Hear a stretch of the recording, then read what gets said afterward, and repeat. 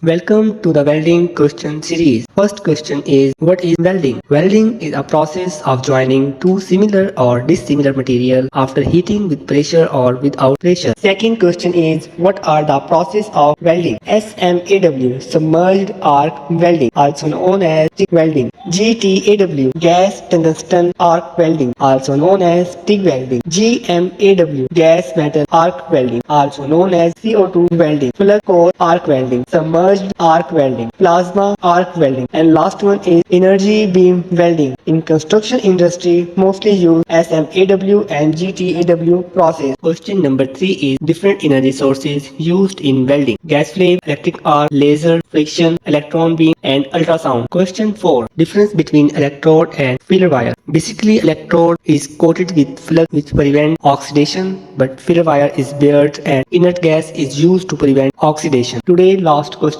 what are the inspection method of welding? There are two methods for inspection of welding: NDT, non-destructive method, and DT, destructive method. Non-destructive testing is done without destruction of materials, and destructive testing is carried out with destruction of materials.